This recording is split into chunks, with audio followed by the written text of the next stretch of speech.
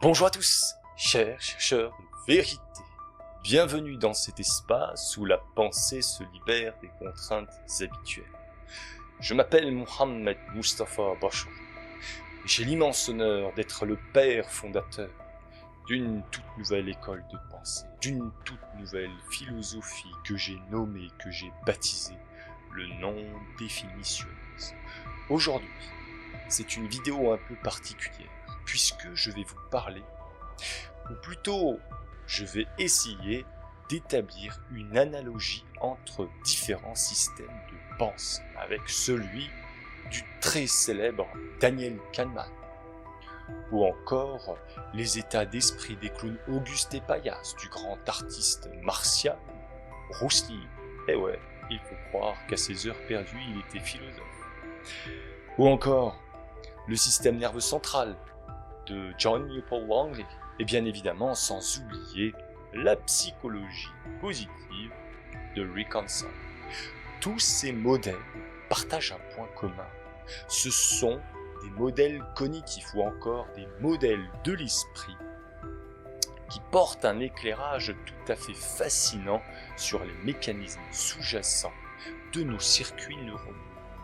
Et pour être plus exact, ce sont des systèmes qui vont nous aider à mieux appréhender le fonctionnement de notre pensée et donc notre façon d'interpréter le monde. J'aimerais être clair sur un point. Cet essai que je présente en vidéo n'a pas la vocation d'établir une quelconque vérité. Son objectif n'est pas de prouver, mais plutôt de questionner. Et pour être encore plus précis, l'objectif est d'ouvrir de nouvelles pistes de réflexion, d'ouvrir la porte de nouveaux champs de savoir, ou peut-être même simplement d'effleurer de nouveaux champs de savoir. Nous avons pleinement conscience des limitations et des erreurs de notre raisonnement, c'est pourquoi nous n'allons pas nous atteler au point de divergence, mais plutôt nous focaliser, porter toute notre attention sur les points de convergence qu'il peut exister entre ces différents paradigmes. Alors, vous allez le voir, dans tous les systèmes que nous allons étudier aujourd'hui, eh bien, il y a une sorte de dualité récurrente, une dualité récurrente entre toujours deux modes de fonctionnement. Entre d'une part, un système qui se veut être rationnel, gouverné donc par la raison et la logique, et un autre système qui est plutôt irrationnel, gouverné par le cœur et les émotions. L'un conduit à des erreurs de jugement et de raisonnement, tandis que l'autre conduit à une compréhension plus authentique, plus profonde de la réalité elle-même. Allez, let's go. Allez, attaquons notre analyse avec le système de pensée de Daniel Kahneman. Lui, il a parlé du système 1 et du système 2. Le système 1 est rapide, instinctif et surtout émotionnel. Il peut être comparé en cela, dans le système nerveux de John Newport Langley, à ce qu'on appelle le système sympathique, qui réagit rapidement aux stimuli et provoque une réponse émotionnelle très intense. Et dans les deux systèmes, que ce soit dans le système 1 ou le système sympathique, les réponses fournies sont conditionnées par nos habitudes, par nos expériences passées. Ces systèmes sont dits irrationnels. Et de l'autre côté, si on déplace notre curseur, eh bien, on se rend compte qu'il existe le système 2 de Daniel Kahneman, qui est cette fois par opposition réfléchi et beaucoup plus logique.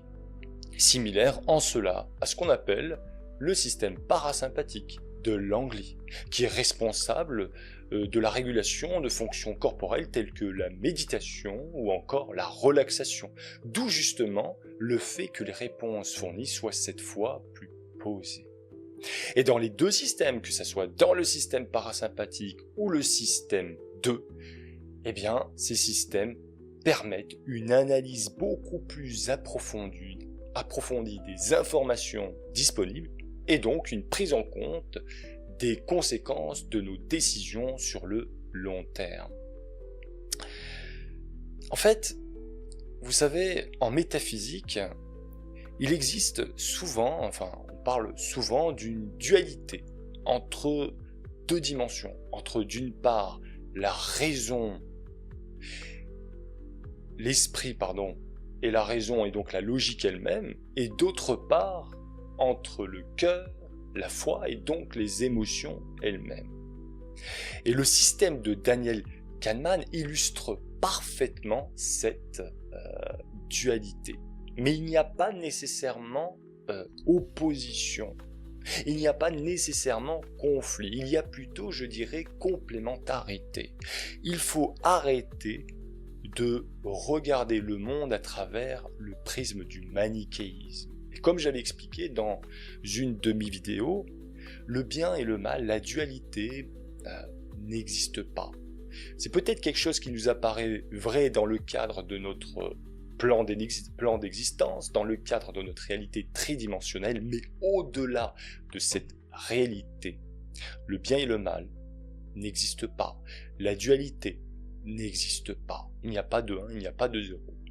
L'univers, comprenez bien, est plein de couleurs. Et donc, il faut essayer de regarder plutôt à travers le prisme d'une dimension plus contrastée, plus nuancée. Voilà. Et donc, cette complémentarité, on la retrouve également dans le système de John Newport Langley, avec le système parasympathique et le système sympathique qui vont travailler ensemble comme un véritable orchestre pour maintenir le bon fonctionnement de notre organisme, ce qu'on appelle l'homéostasie. Et c'est également vrai pour le système 1 et le système 2 de Daniel Kahneman, qui vont travailler également ensemble pour nous aider à prendre de meilleures décisions.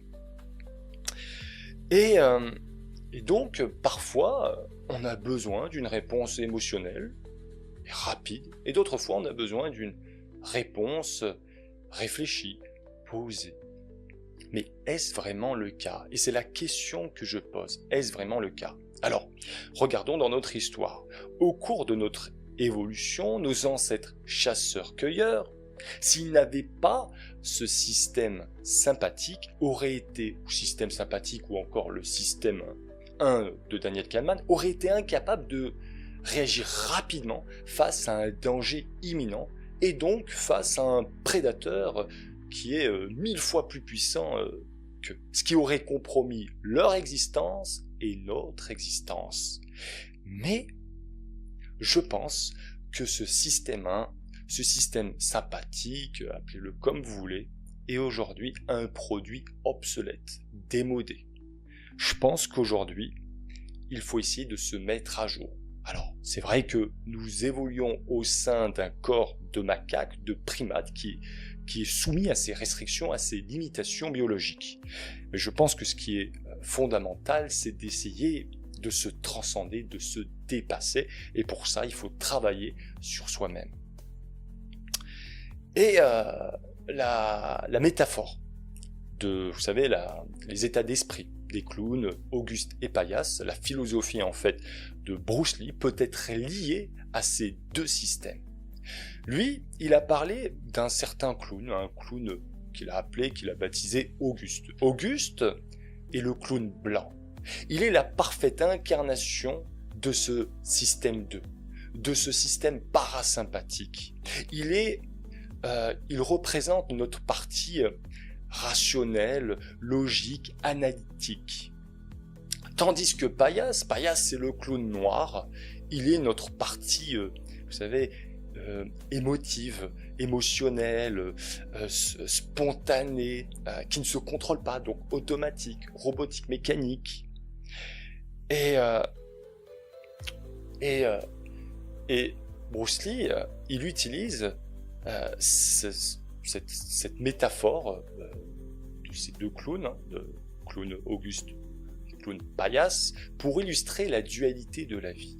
Il va même plus loin, il explique que nous avons tous en nous, nous possédons tous en nous un Auguste, un Paillasse, une partie rationnelle, réfléchie, et une partie émotionnelle qui ne se contrôle pas. Par exemple, lorsque nous sommes hors de nous-mêmes, lorsqu'on est en colère, en fait, on est hors de nous-mêmes, on est dépossédé de ce que nous sommes vraiment. Et la difficulté réside dans notre capacité à trouver un équilibre entre ces deux dimensions. En fait, c'est le yin et le yang. Et pour être vraiment heureux, on doit essayer de trouver cet état d'équilibre. Et aussi, moi j'ajouterais qu'il faut aussi mener une existence vertueuse. Cependant, l'humanité et les êtres humains ont cette tendance naturelle, systématique à s'accrocher aux expériences négatives de la vie, à ce qu'on appelle la bande velcro. La bande velcro qu'on retrouve dans la psychologie positive de Rick Hanson. Et pire encore, on a tendance à s'identifier à ces expériences négatives, à croire que nous sommes l'expérience négative elle-même. Mais rassurez-vous, rien n'est définitif conformément donc à toutes les découvertes qu'on a réalisées jusqu'à maintenant sur le cerveau, notamment concernant la plasticité du cerveau. Notre cerveau va toujours se remodeler, façonner suivant les expériences vécues. Alors, rien n'est définitif, il y a toujours une possibilité de sortir de cette impasse. Eh bien, ce qu'on peut faire, à terme, bien, c'est entraîner notre esprit, comme un athlète s'entraîne pour atteindre une certaine performance. Eh bien, nous, on va entraîner notre esprit et commencer à surfer, à glisser sur les expériences négatives. Et ça, c'est ce qu'on appelle la bande téflon, qu'on trouve dans la psychologie positive de Rick Hanson. Et à ne se focaliser que sur les expériences positives. Et comment on fait ? Eh bien, on va cultiver l'amour, la bienveillance et aussi la responsabilité morale et individuelle. Voilà. Finalement, il convient d'abandonner l'idée même de la dualité et d'adopter une perspective plus intégrative, plus nuancée, comme je le disais tout à l'heure. On peut développer la plasticité du cerveau pour renforcer notre résilience face aux expériences négatives de la vie. Et donc, on peut renforcer par la même occasion notre sensibilité, notre réceptivité aux expériences positives de la vie. Et toutes les études neuroscientifiques vont dans ce sens-là. Notre cerveau se modèle suivant les expériences que l'on vit. Ok ? Ce qui ouvre des perspectives très prometteuses, il faut l'avouer, quant à notre avenir.